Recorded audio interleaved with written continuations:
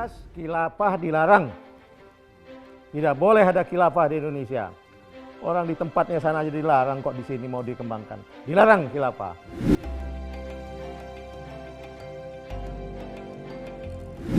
Sobat Medcom, Jumpa lagi dengan saya. Di sebelah saya sudah hadir Menteri Agama Jenderal Purnawirawan Fakhrul Razi.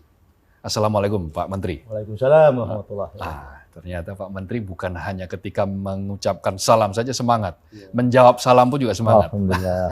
Ini apa maksudnya Pak Menteri? Waktu diperkenalkan Pak Jokowi semangat sekali Assalamualaikumnya. Iya, satu untuk memecah suasana yang agak tegang. Oh. Kedua yang namanya Menteri Agama kan yang mesti teriak Assalamualaikum lah. Oh iya, meskipun bukan Menteri Islam ya, Menteri Agama Islam ya. Bukan dari agama Islam semata kan, Menteri Agama itu kan menurut macam agama kan nama agama. Ya. Itu harus kita garis bawahi. Kalau kita bilang Menteri Agama agama saja seolah-olah orang berpikir jangan-jangan ngurus agama Islam ini. Padahal kita bukan hanya mengurus agama Islam saja, tapi mengurus 6 agama yang diakui di Indonesia.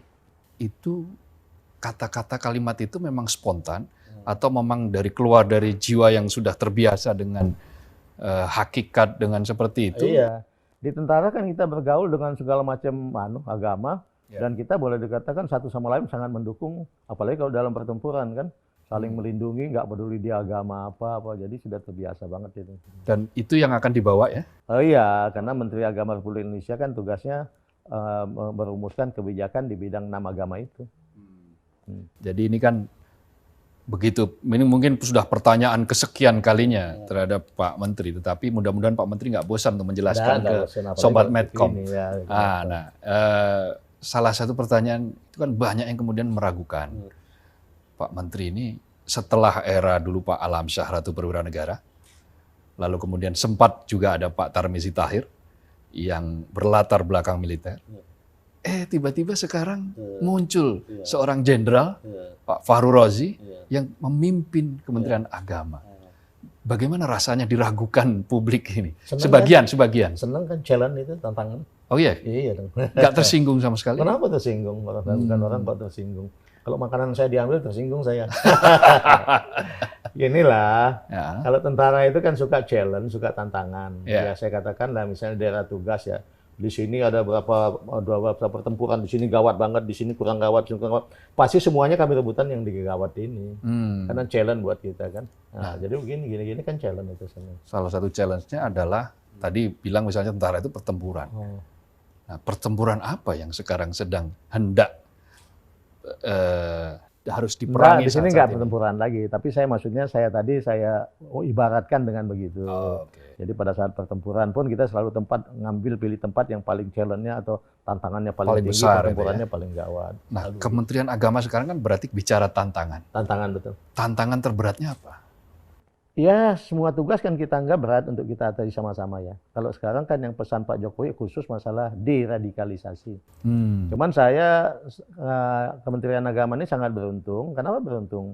Karena pesan itu bukan disampaikan Bapak Presiden kepada Kementerian Agama saja, tapi ke semua kementerian, semua instansi yang terkait untuk sama-sama mengutamakan pemikiran untuk deradikalisasi. Nah, kalau kemudian ada yang beranggapan, kelompok kritis kan sekarang, wah apakah nanti tidak tumpang tindih dengan BNPB, dengan penegak hukum yang lainnya. Kira-kira jawabannya bagaimana? Ya pasti enggak lah. Kalau terkait, tidak ada sebuah instansi apapun yang dia melakukan sebuah fungsi dan orang lain nggak terkait sama itu, tidak ada. Tidak ada sendirian ya? Nggak ada yang sendirian.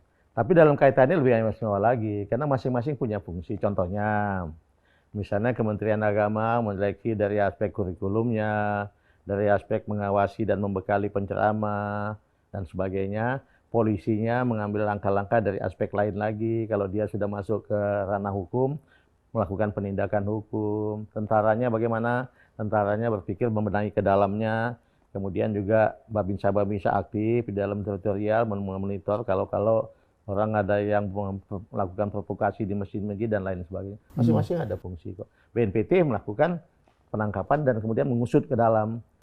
Siapa yang mungkin kadang-kadang di permukaan kita lihat hanya satu, tapi BNPT bisa menemukan 7-8 orang yang ada di belakangnya. Nah, ini kalau kita sekarang berbicara dalam skala kegawatan. sampai presiden pun punya pesan khusus. Iya. Nah, sampai segawat apa agama sekarang dijadikan tameng untuk sikap-sikap radikal ini? Iya. Sebetulnya kalau dari aspek kuantita ya, nggak gawat-gawat banget sih kalau saya lihat. Kuantitas ya, kecil gitu ya. Kecil. Kelompok kecil. Tapi dari aspek kualitas, yang kecil itu juga bisa merupakan potensi untuk melakukan langkah-langkah yang berbahaya. Contohnya, yang menusuk Pak Wiranto kan cuma 2 orang aja. Ya, ya. Ini contoh. Dibandingkan dengan sekian juta rakyat di Banten kan kecil banget itu, kecil sekali. Tapi contohnya itulah secara kualitas dia sangat berbahaya, bisa mengambil langkah-langkah yang Sampai 3 menteri lagi kan. betul, Ya. jauh itu. Oleh sebab itu potensi yang kecil ini, tetapi pengaruhnya besar buat ketenangan keamanan bangsa ini, harus dilakukan langkah-langkah yang betul-betul komprehensif dan secara masif ditangani oleh banyak instansi yang terkait. Itulah kenapa tidak bisa sendirian. Gitu. Betul, bukan agak hanya urusannya, sendirian. Ya. bukan hanya urusannya Menko Polhukam, bukan hanya Bukan, urusannya semua. BNPB. Gitu. Bukan, dan semua instansi terkait kok. Sebut aja semua instansi apa, BUMN terkait, kepolisian terkait, tentara terkait, BNPT terkait, apalagi semua. Ya. Kementerian Agama terkait. Kementerian Agama kan juga disorot, mungkin ya dianggap bagaimana nanti dipertanyakan. Satu, serba salah ini. Nanti kalau tegas banget, dianggap menggunakan cara-cara represif. Tapi kalau terlalu lembek, yang sedikit tadi, Bapak katakan sedikit tadi, bisa-bisa berkembang. Apakah betul seperti itu? Apakah Ya. nanti pendekatannya bagaimana? Tegasnya bukan tegas seperti militer lah, tapi tegas dalam sikap. Misalnya saya bilang, tegas khilafah dilarang. Tidak boleh ada khilafah di Indonesia.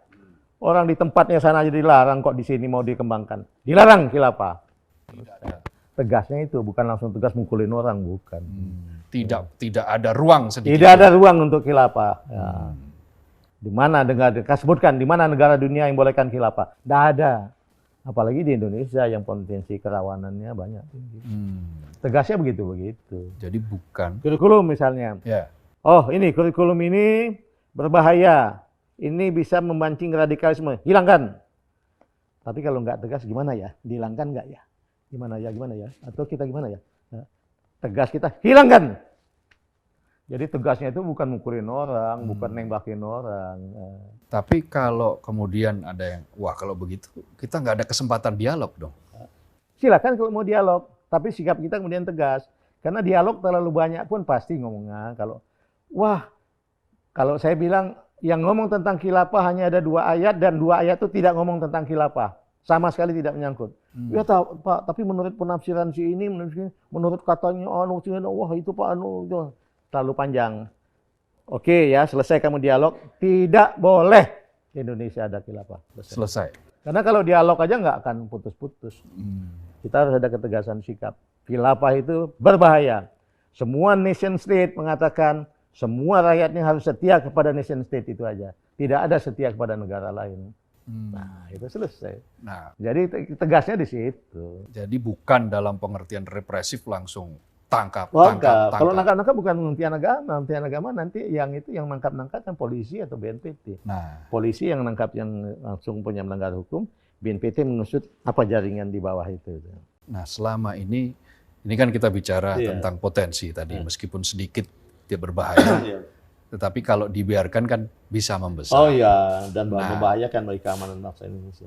Tapi kan banyak yang mengkritisi bahwa kebanyakan benih-benih radikalisme itu terjadi justru bukan di komunitas pendidikan yang di bawah naungan Kementerian Agama. Iya.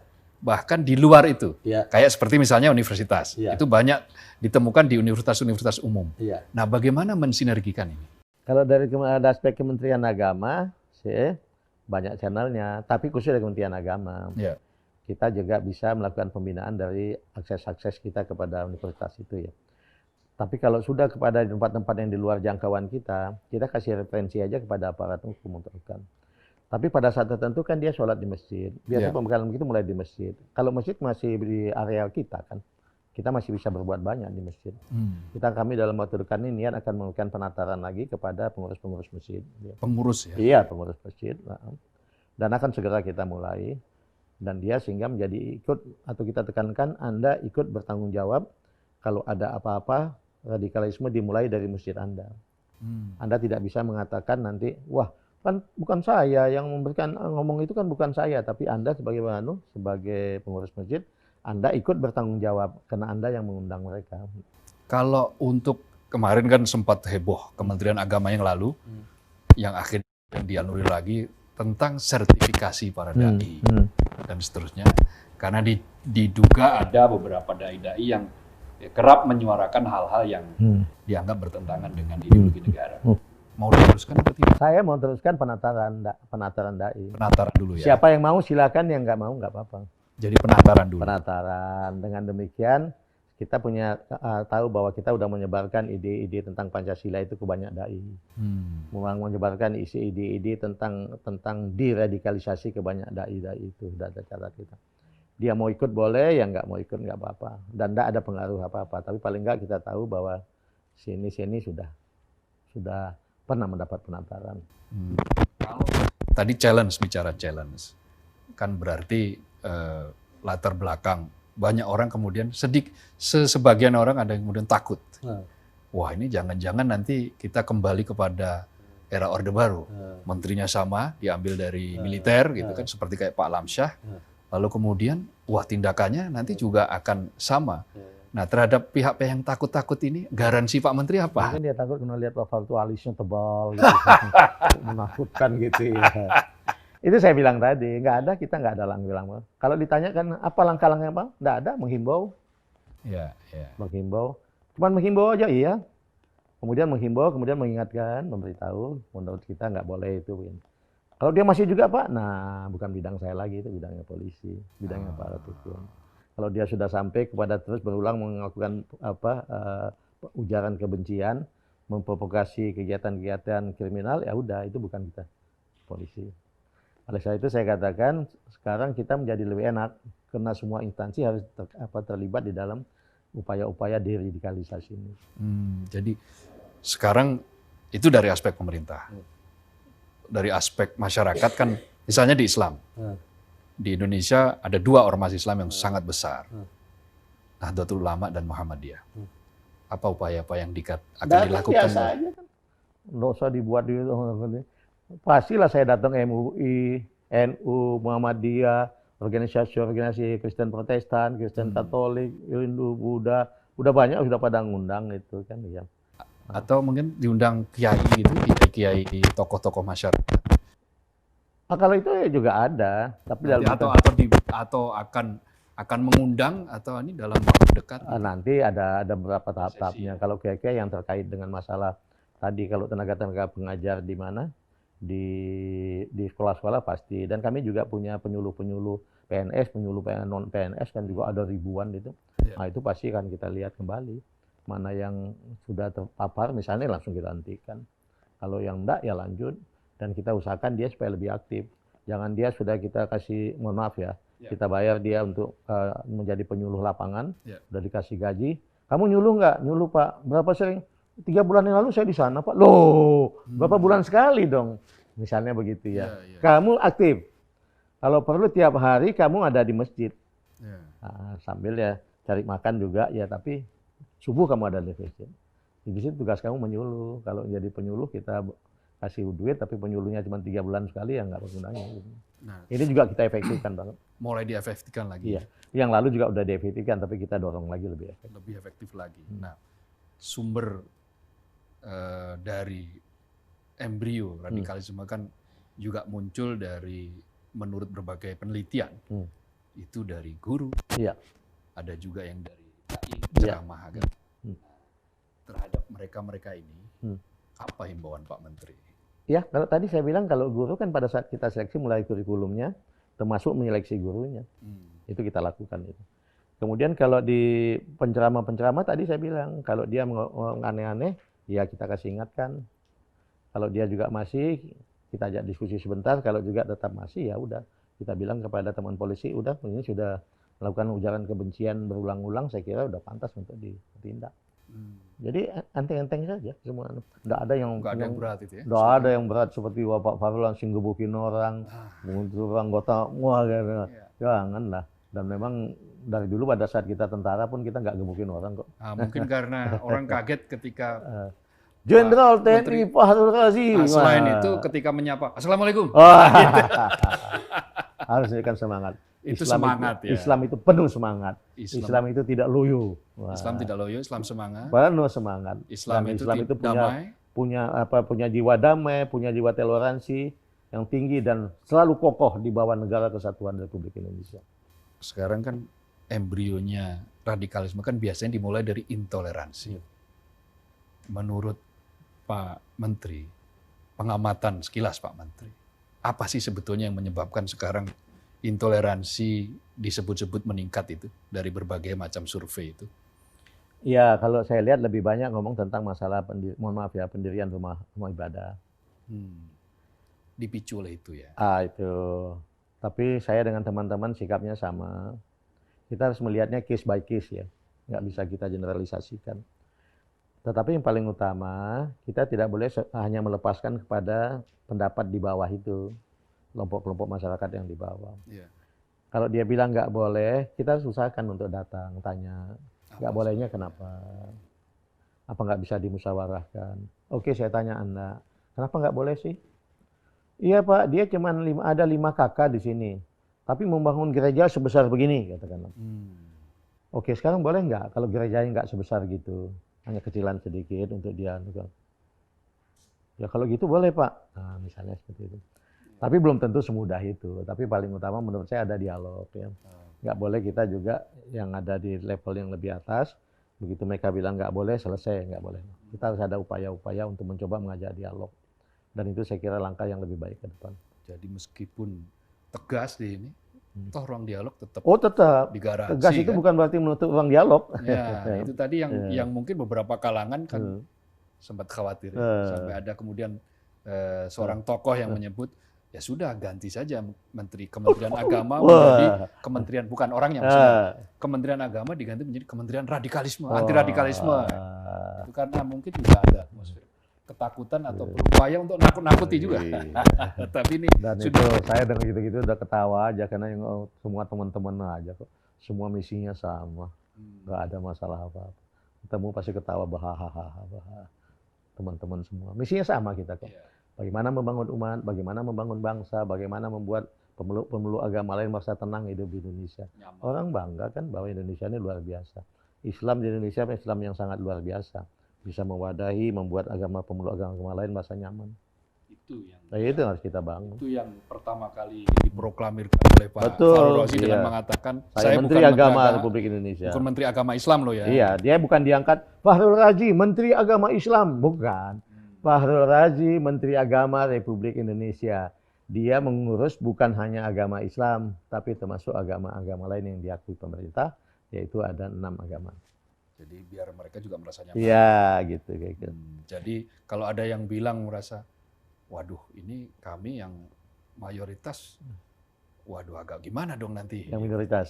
Yang mayoritas. Oh, mayoritas. Karena merasa, wah ini sekarang kami Menteri Agama sudah condong merata nih. Kan kalau berdasarkan jumlah, kami jumlahnya lebih besar dong. Nah, apakah menghadapi kubu-kubu yang mengalami model-model seperti ini gimana? Kan ada kelompok merasa mereka mayoritas, maka ya harus selalu dong dia harus dikedepankan gitu. Gitu. Kalau ada yang seperti itu. Ini kalau cerita ngarang ini kayak. Ada beberapa statement itu. Pasti enggak. Kita pendekatan utama kan harus selalu diutamakan karena bagaimana Islam adalah agama yang dipeluk oleh sebagian besar rakyat Indonesia. Bahwa itu otomatis lah ya. Otomatis. Ya, profesional itu kan. Profesional. Pak Menteri mungkin pernah membaca-baca riwayat ketika Pak Alamsyah memimpin Kementerian Agama? Nggak pernah? Nggak. Kan kebetulan sama tuh Pak Alamsyah juga dari Aceh. Iya. Pak Alamsyah itu Palembang nggak salah? Palembang ya, dari Sumatera. Kemudian dari militer. Iya. Pak Tarmizi Tahir juga Padang, dari militer. Tetapi dari Padang, dari Sumatera juga. Pak ini dari Aceh, dari Sumatera, Pak Fahrul Razi. Dengan latar belakang seperti itu, apa pesan khusus dari Pak Jokowi misalnya? Sudah, ini Pak Jenderal Fahrul Razi saja, biar lebih beres ini. Atau seperti itu, atau pernah ditugaskan yang lebih spesifik seperti itu? Nah, Pak Jokowi paham mungkin karena kenal tahu kita ya. Dia mungkin berpikir kalau militer itu kan dia kaya pengalamannya. Kaya pengalaman dengan bergaul banyak manusia. Saya mungkin pernah tugas mulai ujung Aceh sampai dengan ujung Papua. Dia banyak bergaul dengan macam-macam manusia. Biasa memimpin ribuan orang begitu ya. Mungkin komandan peleton dulu saya hanya memimpin 35-an, tapi begitu makin lama saya akan memimpin ribuan orang. Dia sudah terbiasa ini memimpin manusia, mungkin seperti itu, pemikiran seperti itu. Kemudian dia punya sikap, mungkin dia juga ini bagaimanapun mungkin tentara, dia ya kalau katakanlah kalau bahasa ini besar kan ahli ibadah lah dia ini gitu ya. Kira-kira begitulah ya. Meskipun ya itu paling yang bilang ahli ibadah Pak JK. Masih bilang Bapak besar-besar. Enggak, bukan besar-besarkan. Memang saya yang tahu Pak Farul kan. Kita sama-sama tugas sekali di mana di Makassar lama. Kan saya bilang bahwa Pak Farul sering menjadi khotib di sana kalau ada masalah-masalah benturan horizontal pasti Pak Farul turun tangan khotbah selesai gitu ya. Memang sering Pak ya? Oh ya sering. Ya. Jadi khotib ya? Oh biasa. Udah ya biasa. memang kan isi bagaimanapun pembinaan teritorial itu kan paling efektif menurut saya dilakukan dengan pendekatan agama. Benturan-benturan pun kalau kita turun tangan, cepat selesai dengan pendekatan agama. Nah, kan kenapa saya tanyakan ini kan ada misi-misi khusus itu soalnya juga ada yang menyuarakan wah ini pasti calon titipan ini. Nah, calon titipan ke Pak Jokowi sehingga ada misi khusus. Kayak yang nitip itu cucu saya nggak lupa. Itu nitip cucunya nitip apa? Cucu saya 9. Mungkin dia yang nitip Pak Jokowi. Kakek saya ini. Kakek saya tolong jadi Menteri Agama dong. Nggak mungkin begitu. Nah, saya lihat ya bagaimanapun kan itu hak prerogatif Presiden ya. Beliau punya konsep berpikir mungkin dibutuhkan orang yang punya pengalaman memimpin manusia. Mungkin begitu pemikiran dia ya. Yang punya pengalaman beradaptasi dengan bermacam-macam suku agama di Indonesia. Mungkin begitu bukan saya. Nah, pada saat beliau punya ide seperti itu, mungkin beberapa teman masuk. Beberapa teman yang tahu saya, mungkin Pak JK, mungkin Pak Luhut, mungkin Pak Wiranto, mungkin Pak siapa macam-macam lah. Kemudian masuk untuk udah Pak Farul itu mungkin begitu. Dugaan saya begitu.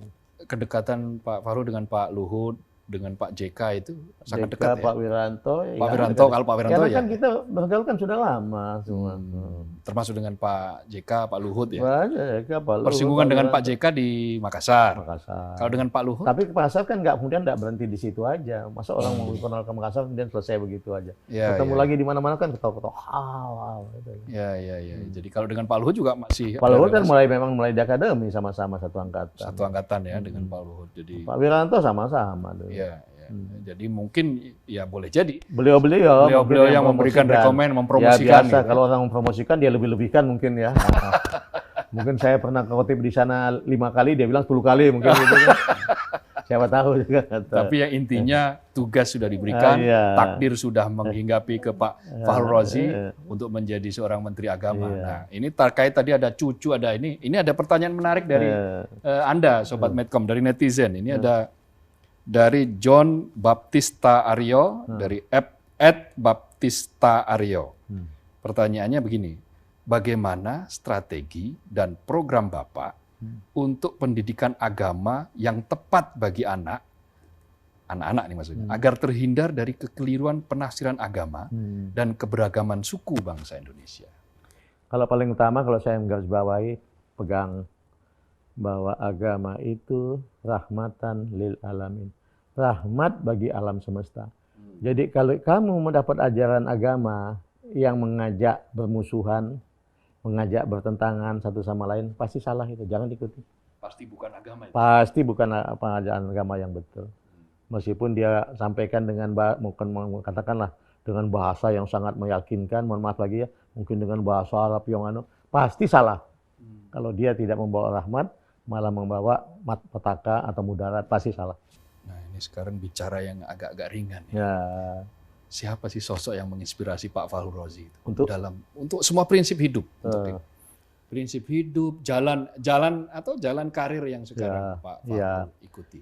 Kalau saya bilang gini, enggak ada orang yang bisa dicontoh dalam semua hal. Tunggal itu ya. Enggak ada.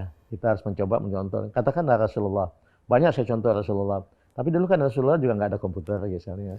Jadi kalau ngomong komputer ya bukan Rasulullah gitu, ngomong itu. Tapi tentang akhlak, tentang kepemimpinan, Rasulullah adalah sosok yang sangat pantas untuk dipuji. Uswah hasanah, Iya. contoh yang baik. Santai. Nah, kalau dalam kehidupan sehari-hari, inspirasi Bapak lebih banyak dari mana? Orang tua kah atau dari apa? Orang tua juga, karena orang tua saya itu orang tua yang luar biasa menurut saya ya. Anda bayangkan aja, dia ayah saya itu pensiunnya Letnan 1, tapi dia punya anak, 1 ibu, 1 bapak, 17 orang. 17 orang. Anda bayangkan dalam posisi sekarang pun saya pensiun Jenderal Bintang 4, mengurus anak 4, bagaimanapun masih keliung-keliung. Tapi dia Letnan 1 mengurus anak 17 orang. Dan Sehingga- semuanya alhamdulillah. Ya, sekarang hanya tinggal 10 ya, karena ada tinggal. Jadi kami semua tuh kalau ngomong tentang Bapak Ibu itu adalah sosok yang luar biasa buat kami. Karena kami ngalami sendiri bagaimana mengurus anak sekian 2, ada yang punya anak 2, ada yang itu sudah susah, bukan gimana dulu Bapak itu mengurus 17 anak yang boleh dikatakan dia lihat nakal-nakalnya seperti kita ini. Kalau pendidikan agama waktu kecil itu bagaimana? Kalau kecil memang mengaji kan. Kalau dulu kan memang di Oh. asrama ngaji rame-rame, banyak main-main. Guru lagi ngajar 1 orang, kita main, ambil rotan, pukul. Iya, pasang tangan, pasang. Tok, tok. Duduk lagi, duduk. Belajar baca Al-Qur'annya. Baca Al-Quran. Kalau salah terus Salah, ulang gitu ya. Tapi bagaimanapun tajwid saya nggak bagus. Tapi pada saat di Taruna, saya termasuk pembina Rohani Islam. Saya termasuk mengumpulkan teman-teman, terutama junior yang belum bisa baca Quran. Iya. Kita ajar baca Al-Quran. Iya. Kembali hanya sampai tingkat-tingkat tertentu lah. Kalau Iya. tingkat tinggi banget, dia kembali. Tajwid saya juga nggak baik. Kan proses belajar. Proses tidak pernah belajar. berhenti. Jadi itu udah dari kecil sih kalau ngomong pengajian itu. Ya, jadi inti dari ruhnya bahwa yang agama itu kan yang penting praksisnya kan. Iya, betul. Katanya begitu kan. Betul, Pak. Nah, bukan bagaimana. Iya. Ya tajwid penting, Iya. tapi ada hal yang lebih Betul. penting daripada Bagaimana sekedar kita tajwid. ibadah, bagaimana kita ada hablum minasnya betul-betul mau manfaat untuk orang banyak gitu loh. Itu yang kita lakukan. Oke, petunjuk Bapak itu loh. Jadi nggak enak Jadi- pakai petunjuk. Jadi Pak Menteri, Ya. ini terima kasih. Tapi sebelum diakhiri, mungkin sekali lagi bisa Pak Menteri pesankan kepada semua umat beragama di Ya. Indonesia, mungkin ajakan Ya. untuk bersama-sama membawa agama ini Iya, agar lebih Ya. damai, lebih sejuk untuk Indonesia. iya. Monggo silakan Pak. Kalau di mata saya semua agama itu rahmat yang harus kita manfaatkan bersama untuk membangun kehidupan yang lebih baik. Kalau di Islam disebutkan rahmatan lil alamin, rahmat bagi alam semesta. Yang jelas kalau kita sama-sama melaksanakan agama itu kita dengan baik dan benar, kita melakukan hubungan satu lain dengan enak, dengan damai, saling toleran, insya Allah kehidupan kita menjadi tenang dan bangsa maju, dan kita bisa membuat berharap bahwa ke depan anak cucu kita juga akan hidup dengan tenang di dalam negara kesatuan Republik Indonesia. Sobat Medcom, Ya. sayang sekali harus kita akhiri sampai di sini, tapi jangan lupa tetap ikuti terus video-video kami, baik di website medcom.id, di YouTube maupun di Facebook. Like, share, agar kebaikan ini berlipat ganda bagi kita semuanya. Amin. Dan saya akhiri sampai di sini, sampai jumpa.